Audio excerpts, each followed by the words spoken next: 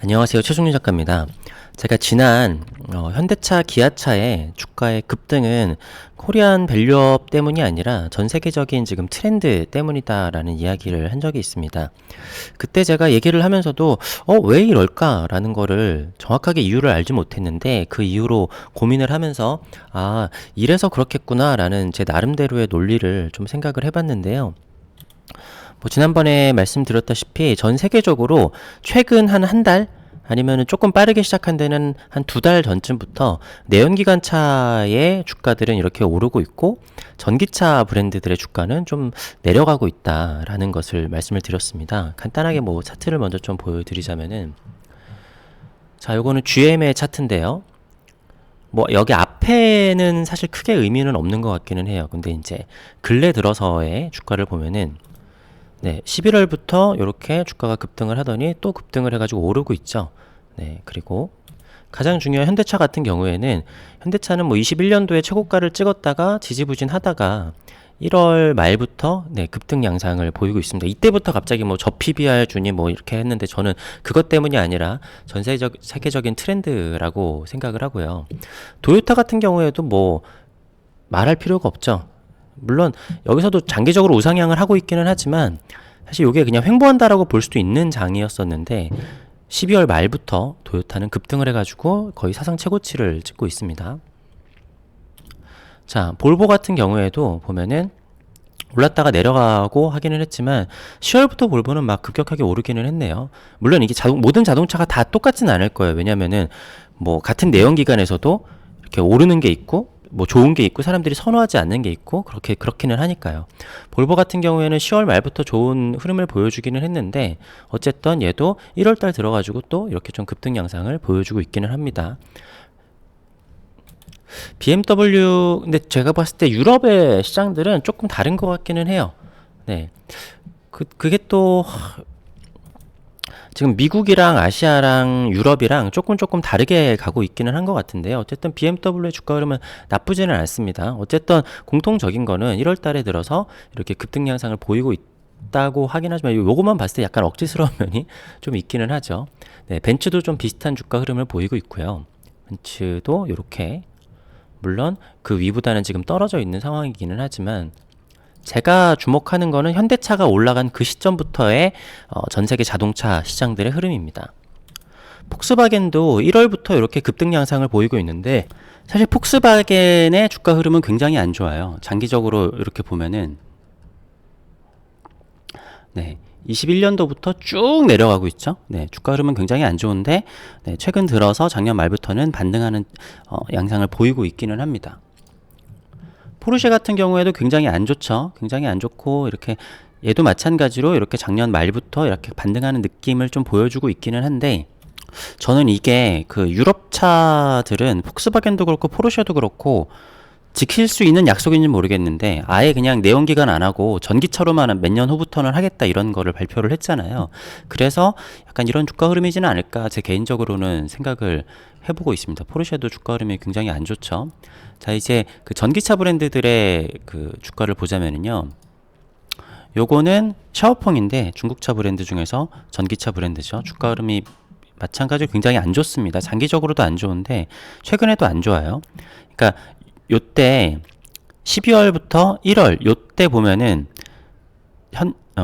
현대차가 요때 급등을 했잖아요. 근데 전기차 브랜드들은 요때 급락을 했었습니다. 물론 최근 며칠은 살짝 올라오는 느낌이 좀 있기는 한데 저는 이거는 낙폭과대에서 그냥 오는 데드캣 바운스라고 감히 예상을 해보고요. 자, 아까 볼보 같은 경우에는 주가 흐름이 좋았었죠. 근데 볼보에서 만든 폴스타 같은 경우에는 주가 흐름이 굉장히 안 좋습니다. 이것도 마찬가지로 현대차가 올랐을 때쯤부터 얘가 이렇게 급락을 하고 있죠. 약간 데드캣 바운스가 왔었다가 어쨌든 전반적으로 전기차만 하고 있는 브랜드들은 잘 안 좋고요. 루시드도 마찬가지고 그다음에 리비안도 마찬가지입니다. 요건 카누라는 브랜드인데 이거는 지금 말도 안 되게 주가가 떨어졌고요. 테슬라는 조금 다르기는 하지만 테슬라도 21년도부터는 장기적으로는 굉장히 주가 흐름이 좋지 않고 최근으로 보면은 자 12월 말부터 내연기관 차들은 급등을 하기 시작했었는데, 자, 요때 1월 19일 정도쯤부터 현대차는 요때 급등을 했죠. 근데 테슬라는 요날 급락을 했습니다. 이때 거래량이 터지면서 이게 하방이 엄청나게 깊었는데, 요래서 잠깐 이렇게 올라오는 모습을 보여주고 있기는 하지만 저는 요거는 데드캣 바운스인 것 같기는 하거든요. 어쨌든 현대차랑 반대로 갔죠. 물론 테슬라 같은 경우에는 다른 전기차 브랜드랑 좀 다르게 이 주주분들도 그렇게 얘기를 하실 거예요. 테슬라는 전기차만 바라보고 사는 게 아니라 여러 가지 기술이나 미래의 가치 때문에 본다라고 해서 테슬라의 주가는 조금 다를 수는 있겠지만 어쨌든 지금 이익이 나는 거는 전기차기 때문에, 자, 그러면 그 이유가 왜일까라는 것을 저 나름대로의 논리를 한번 얘기를 해보도록 하겠습니다. 가격 인상 여력이 있는 곳에 주가 상승이 있다라는 겁니다. 물론 모든 게 다 이렇지는 않은데 가격을 오히려 인하를 해서 뭔가 수익성이 늘어나서 주가가 올라가는 경우들도 있기는 하지만 대부분은 좀 독점적인 지위를 가지고 있어서 가격 인상을 해도 사람들이 그걸 받아 들일 수밖에 없었을 때 주가가 올라가거든요. 그러니까 최근에 맥도날드 같은 경우에는 가격을 물가 상승만큼 지속적으로 올려서 주가도 계속 상승을 했었는데, 그래도 너무 올라가니까 좀 사람들한테 반발심이 생겼단 말이죠. 그러다 보니까 맥도날드가 더 이상 가격을 안 올리거나 약간은 인하하겠다라고 발표를 해서 주가가 좀 떨어지기도 했었고, 요즘에 명품 시장이 잘 안 되는데 에르메스 같은 경우에는 또 최근에 주가가 또 올라갔단 말이에요. 에르메스는 약간 좀 넘사벽으로 사람들이 가격 상관없이 이렇게 구입을 하는 브랜드다 보니까 또 그 가치를 인정을 받기도 했고, 엔비디아 같은 경우에도 사람들이 너무 버블이 아닌가 얘기를 하기도 하지만 독점적인 지위를 가지고 있어서 수요가 많은데 가격 인상 여력이 충분하기 때문에 지금 부르는 게 값이기 때문에 계속 주가가 올라간단 말이죠. 자, 그런데 전기차라는 게 사실 처음엔 전기차는 인력이 별로 필요하지 않아요. 내연기관에 비해서 부품이 굉장히 적게 들고 많은 자동화를 이룰 수 있기 때문에 인력이 굉장히 많이 감축될 것이다 라는 기대감이 있었고요. 그러니까 최근에도 여러 미국 기업들을 보면은 인원을 감축한다, 해고한다 그러면은 그것 때문에 주가가 올라가잖아요. 인건비가 줄어들면은 그만큼 수익성이 좋아지니까. 근데 아직까지는 전기차라고 해서 인원이 그렇게까지 줄어들지는 않았습니다. 그러니까 현대자동차 같은 경우에도 전기차로 완전히 넘어가면은 인원을 좀 감축을 하겠지만 여러 가지 문제로 감축을 하지 못하고 있죠. 과도기적인 문제로 실제로 인원을 감축한 데가 거의 없어요. 그러니까 테슬라 같은 경우에도 가끔씩 인원 감축에 대한 얘기를 하기는 하는데 결국에는 공장을 계속 늘리고 있기 때문에 테슬라 임직원 수는 계속 증가하고 있단 말이죠. 자, 그리고 그 다음으로는 배터리라는 게 대량으로 하고 더 많이 만들기 시작하면은 배터리 가격이 엄청 내려갈 것이다 라는 거를 기대를 했었어요. 그런데 배터리 가격은 내려가지 않았죠. 아직까지도 기술의 발전이 조금 생각보다 더디고 굉장히 빠르게 발전이 될 줄 알았고 전고체도 빨리 나올 줄 알았는데 그게 생각보다 잘 안 되고 생각보다 수율도 잘 안 나오고요. 신기한 거는 우리나라에서 만드는 거랑 유럽에서 만드는 거랑 신기하게 그게 또 수율이 좀 다르다라고 하죠. 그래서 결국에는 내연기관차보다 그냥 비싼 전기차가 돼버렸습니다. 근데 이게 21년도에 막 버블이 있었을 때는 사람들이 그거를 어느 정도 인정을 해줬었던 것 같아요. 그런데 지금은 그런 분위기가 조금 아니죠. 왜냐면은 EV9이 나왔잖아요. EV9이 굉장히 비싼 가격을 책정해서 나왔는데 할인을 엄청나게 해줬었죠. 지금은 어떤 상황인지 모르겠지만 1,000만 원 이상 할인을 해주고 그랬었는데, 솔직히 EV9을 보면은 전기차인 걸 빼고는 이게 메리트가 있나 싶어요. 왜냐면은 소렌토나 산타페랑 내장 이렇게 인테리어나 이런 게 별로 어떻게 보면 가격이 2배 이상 비싼 차인데도 이게 2배 이상 비싼 만큼 비싸 보이지가 않는다란 말이죠. 제가 실제로 둘 다 이렇게 앉아본 결과 품질에서는 별로 차이가 느끼기가 힘들어요. 차를 잘 모르는 사람이라고 하면은 카니발이나 EV9이나 소렌토나 뭐가 더 고급감이 더 있다라고 말하기가 사실 좀 어렵습니다. 그러니까 전기차 기준에서 보면 EV9은 굉장히 잘 만든 게 맞는데 전기차라는 걸 빼고 보면은 이게 소렌토보다 좋은 점이 뭐야? 라는 얘긴 거죠. 그리고 벤츠를 보면 알 수 있겠지만 벤츠의 전기차는 거의 망한 수준이죠. 제가 작년에도 벤츠 매장을 가서 전 GLS에 관심이 있기 때문에 GLS를 시승을 좀 하고 싶었는데 작년까지도 뭐 자동차가 옛날만큼 많이 팔리지는 않았음에도 불구하고 GLS는 시승차도 없었어요. 인기가 워낙 좋아서. 근데 거기서 EQS SUV는 어떠세요? 라고 보여주더라고요. 이거는 할인도 많이 하고 진짜 할인을 막 4천만 원 막 이런 식으로 엄청나게 해주기도 했었죠. 문제는 그래도 안 산다라는 거예요. 물론 디자인 문제도 있기는 하지만 사람들이 전기차를 그렇게까지 비싼 돈을 주고 사지 않는다라는 거죠. 자, 그래서 연결해서 얘기하자면은 전기차는 작은 소형이나 경차가 적당하다라는 인식이 조금 퍼지고 있습니다. 자, 사람들이 테슬라에 기대하고 있는 것도 뭐죠? 지금 가장 많이 팔리는 거는 모델 3랑 모델 Y인데 이 차들은 비싼 차들이 아니에요. 모델 S나 X가 있기는 하지만 그런 것들은 판매량이 사실 높지는 않고 사람들이 또 기대하는 거는 더 저렴한 테슬라가 나오기를 기대를 했단 말이죠. 그리고 테슬라는 그런 게 좀 있어요. 모델 3나 모델 Y를 타는데 이게 사실 차 가격이 5천만 원대, 뭐 모델 3 같은 경우는 훨씬 더 싸죠. 근데 테슬라는 이 사람이 돈이 없어서 산 차가 아니라 그냥 뭔가 트렌드한 사람이기 때문에 샀다라는 느낌이 좀 있어요. 그러니까 이 사람이 GLC를 안 사고 모델 Y를 탄다 그래서 이 사람이 GLC를 살 돈이 없어서 모델 Y를 산 느낌이 좀 아니라는 거죠. 실제로 부자들도 그냥 세컨카로 테슬라를 타는 경우들이 꽤 있는데 그때도 모델 X를 타기보다는 모델 Y나 그냥 3를 타요. 사실 굳이 타보면은 약간의 뭐 에어서스나 약간의 차이들이 있기는 하지만 모델 Y에서 모델 X를 살 이유가 사실은 별로 없는 거죠. 모델 3에서 모델 S로 가는 차이도 사실 그렇게까지 없는 거고. 그러니까 EV9이나 이런 것들은 대형 전기차인데 사실 사람들이 대형 전기차에 그렇게 열광을 하지 않았어요. 벤츠 전기차 같은 경우에도 EQS SUV 같은 경우에도 마찬가지고요. 근데 오히려 레이 전기차 이런 거는 사람들이 반응이 아주 좋습니다. 왜냐면 전기차라는 게 고급차로 가면은 전기차에서 내연기관으로 바뀌는 의미가 사실은 별로 없는데 경차 SUV 같은 경우에는 일단은 힘이 좋습니다. 힘이 굉장히 좋고 저렴한 차는 사실 엔진이 별로 안 좋기 때문에 정차했을 때 덜덜덜덜 하잖아요. 근데 전기차는 정차하면 그냥 아무 소리가 안 난단 말이죠. 그래서 레이 전기차 같은 경우에는 그렇게 비싸지도 않은데 레이보다 훨씬 상품성이 좋아요. 그리고 승차감도 별로 안 좋은데 전기차 같은 경우에는 밑에 배터리가 깔려있기 때문에 같은 레이보다 레이 전기차가 뭔가 바닥을 깔고 이렇게 가는 느낌, 굉장히 가벼워서 이렇게 넘어질 수도 있는 느낌인데 훨씬 더 안정감과 승차감이 좋단 말이죠. 그리고 장거리에는 사실은 전기차는 충전에 불편함이 있기 때문에 시내에서 짧은 거리로 왔다 갔다 하는 게 적당하다라는 게 전기차가 보급이 되면 될수록 사람들의 인식에 퍼지고 있어요. 특히 미국 같은 데에서는 주행거리 400km 같은 걸로 먼 거리를 왔다 갔다 한다라는 건 너무나 불편한 일인 거죠. 그냥 도심에서 그냥 데일리카로 쓰는 게 전기차가 적당한데 거기에도 소형이나 경형이 적당하고 사람들이 원하는 거는 더 비싼 전기차가 나오는 것보다는 저렴한 전기차들이 나오기를 원한다라는 거죠.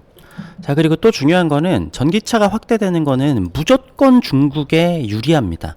이건 제가 예전부터 한 2년 전쯤부터 전기차 세상이 오지 않을 가능성에 대해서 그때는 사실 사람들이 좀만 있으면 무조건 다 전기차 시대가 온다. 뭐 많은 브랜드들에서 우린 전기차로만 간다. 막 이런 얘기들을 했었는데 실제로 그게 실현화되지 않고 있죠. 많은 사람들이 네 이제 마지막 내연기관 차야 라고 했는데 내연기관 앞으로 좀 더 갈 것 같죠. 자, 비아디가 국내에 상륙을 한다라고 하는데요.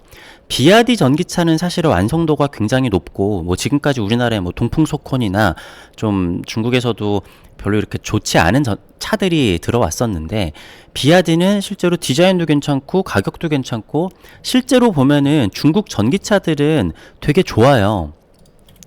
내연기관 같은 경우에는 중국이 따라올 수 없는 기술력이 확실히 차이가 있습니다. 하지만 전기차는 중국의 차들이 사실은 뭐 벤츠든지 아니면 현대든지 차이가 없어요. 어떤 면에서는 중국이 훨씬 더 뛰어납니다. 그리고 제가 위에서 얘기했지만 앞으로 전기차는 소형 그리고 저렴한 전기차가 더 대세가 될 텐데 중국이 만들어내는 그 가격 경쟁력을 따라갈 수 있는 브랜드가 아마 없을 거예요. 그리고 중국에서 차를 만들지 않는다고 하더라도 지금 많은 브랜드들이 중국의 배터리를 사용을 하고 있죠. 물론 우리나라의 배터리가 더 우수하다고 하기는 하지만 어차피 우리나라 배터리도 거기에 들어가는 재료 같은 것들은 다 중국에서 온단 말이죠. 그러니까 중국에서 오지 않기 위해서 각자 이렇게 뭐 만들고 하는 것들, 뭐 어디에서 리튬을 따로 캔다 뭐 이런 것들이 있기는 하지만 대부분은 사실 배터리를 만든다라고 하면은 중국에 무조건 수혜가 많이 갈 수밖에 없습니다. 이런 상황에서 뭐 트럼프가 만약에 대통령에 당선이 된다라고 하면은 중국의 규제를 더 세게 할 거고 중국의 발전을 막으려면은 전기차를 막는 게 가장 확실한 거죠. 그러니까 중국 브랜드 전기차가 아니라고 하더라도 전기차를 만들면은 그 많은 돈들이 중국으로 들어갈 수밖에 없어요. 그러니까 쉽게 얘기해서 전기차가 보급이 되면 될수록 중국에는 무조건 좋은 일입니다. 어떤 브랜드든지 자국 전기차 판매가 되지 않는다고 하더라도. 자, 마지막이 저는 또 중요하다라고 생각하는데요. 지금 내연기관차 브랜드들을 보면은 다 어떻게 하고 있죠? 다들 엔진 개발은 멈췄습니다. 왜? 핑계가 있죠. 다음에는 우린 다 전기차로 갈 거니까. 사실 지금까지는 내연기관들이 항상 엄청난 발전들을 해왔어요. 그리고 매번 새로운 엔진들을 발표를 했었죠. 근데 어느덧 새로운 엔진이 나왔다는 얘기를 들은 적은 없어요. 그냥 조금씩 수정을 해가는 거죠. 자, 그 와중에 디젤은 거의 단종 수순에 들어가고 있습니다. 디젤이 단종된다라는 거는요, 제조업 입장에서 생산 라인을 단일화할 수 있는 거거든요. 엔진의 개수가 줄어들면 줄어들수록 단일화를 할 수 있기 때문에 생산성이 높아지고 수익성이 올라가요. 자, 그리고 환경을 지켜야 되기 때문에 마력을 올리지 않는 추세죠. 옛날에는 뭐 이걸 해서 마력을 올렸다. 물론 우리나라 차들은 요즘 마력을 올린다라고 하기는 하는데 약간 뻥마력 얘기도 좀 있는 것 같고, 환경 때문에 마력을 올릴 수 있음에도 올리지 않는 경우들이 되게 있어요. 그리고 6기통에서 그냥 4기통으로 하는 추세이기도 하고요. 옛날에는 8기통도 있었는데 요즘 6기통도 사실은 좀 보기가 힘들죠. 거기다가 요즘에는 마일드 하이브리드를 접목을 시키거나 그냥 하이브리드를 접목을 시키기 때문에 엔진 자체는 개발을 거의 안 해요. 그러니까 엔진이나 미션 같은 경우에도 기존에 있는 거를 조금씩 단점들을 보완하는 수준인 거죠. 자, 그 와중에 가장 각광을 받고 있는 거는 하이브리드인데요. 그 와중에 도요타의 주가가 가장 각광을 받는 이유는 뭐 하이브리드는 현대 기아차도 잘 만들지 않냐라고 얘기할 수 있겠지만 현대 기아차는 1.6 하이브리드밖에 없고, 그러니까 사람들이 원하는 거는 제네시스나 이런 데도 들어갈 수 있는 뭐 2.5, 3.0 어쨌든 뭐 이런 대배기량의, 그러니까 1.6은 한계가 어차피 있단 말이에요. 그래서 아직까지는 현대 기아차는 뭔가 이렇게 엔진 개발에 되게 힘을 쓰고 있는데, 도요타 같은 경우에는 조금 높은 배기량의 하이브리드도 있고,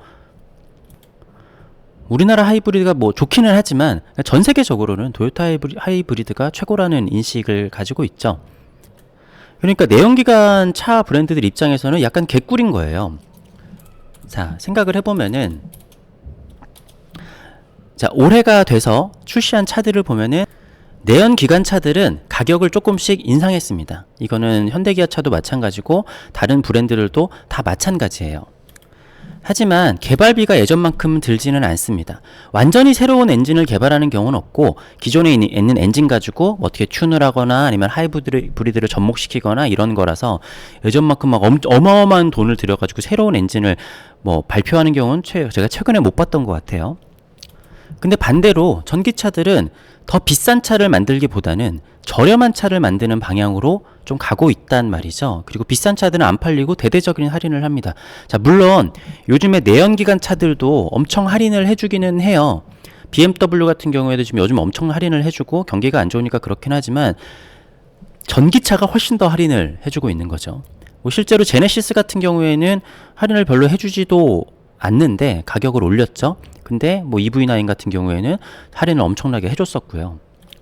그러니까 내연기관 차들은 가격이 계속 올라갈 수 있고 사람들이 그거를 수용을 해요. 하지만 전기차는 이미 가격이 너무 비싸고 EV9을 9천만 원대에 산다라는 거는 너무 조금 사실 납득하기 어려운 일인 거고, 사람들이 원하는 거는 저렴한 전기차라는 거죠. 자, 여기서 마지막으로 한 가지를 더 말씀을 드리자면, 사람들은 명품 전자기기를 원하지 않는다라는 겁니다. 이거에 단적인 게 있는데요. 자, 시계를 예로 들 수가 있습니다. 자, 시계는 옛날에 태엽을 가지고 테크놀로지, 아주 기계적인 테크놀로지의 정점에 있는 산업이었죠. 근데 거기서 전자시계가 나옵니다. 전자시계가 나왔을 때 뭐라고 생각했을까요? 전자시계는 터무니없이 엄청나게 간단하고, 그리고 가볍고 정확해요. 하지만 결과는 어떻게 됐죠? 기계식 시계라고 표현하는 게 맞는지 모르겠는데, 롤렉스나 그러니까 막 명품 시계들 있잖아요. 그런 것들 중에서 전자시계가 뭐 있는지는 모르겠어요. 하지만 전자시계들은 그냥 저가형 시계들이 됐죠. 뭐 조금 괜찮은 거는 뭐 카시오라든가 뭐 G샥 같은 게 있는지, 사실 시계는 잘 몰라요. 그렇기는 하지만 시계의 기능만으로 놓고 보면은 그 롤렉스 시계랑 몇 천만 원 하잖아요. 5천 원짜리 전자시계랑 뭐가 더 좋을까요? 중국산 싸구려 전자시계는 막 불도 나오고 뭐 계산도 할 수 있고 막 여러 가지 할 수 있어요. 뭐 아이워치 같은 경우도 보면은 기능이 막 엄청나요. 이걸 전화도 하고 뭐 심박수도 체크하고 막 그러잖아요. 근데 명품은 기능 하나도 없는, 네, 롤렉스가 명품이라는 거죠.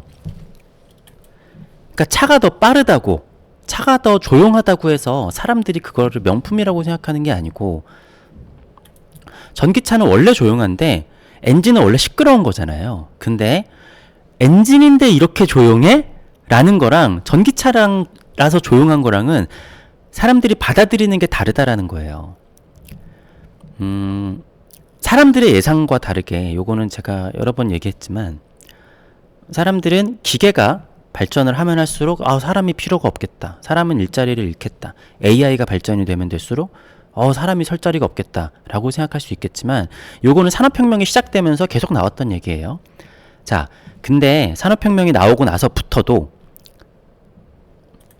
사람이 필요 없어진 것 같았는데, 인류는 지금 지구 역사상 가장 많은 인구를 가지고 있고요. 그럼에도 인류 역사상 사람의 값이 가장 비싼 시대입니다. 그러니까 사람들의 예측과 반대로 가고 있죠. 기계가 있기 때문에 사람이 많이 필요하지 않을 거고, 기계가 있기 때문에, 기술의 발전이 있기 때문에 사람의 인력의 가치는 떨어질 거라고 생각을 했음에도 불구하고 인력이 이렇게나 넘쳐나고, 물론 뭐 지금 인력난이라고 하기는 하지만 그냥 전체적으로 봤었을 때는 뭐 100년 만에 인구가 몇 배가 늘어났죠. 그런데 가장 인력이 비싼 시기예요. 기술이 발전한다고 그래서 사람들이 가치를 두는 것은 굉장히 다른 문제라는 거죠. 자, 아무튼 그렇기 때문에 요즘에, 물론 제 얘기가 틀릴 수도 있고, 그냥 제가 이전에 얘기했었던 현대기아차가 왜 올라갈까, 그리고 제가 봤었을 때는 내연기관차하고 그 전기차 브랜드들하고 반대로 가고 있는데 그게 왜 그럴까라는 거에 대해서 제 나름대로의 논리를 한번 그냥 완성을 시켜봤습니다.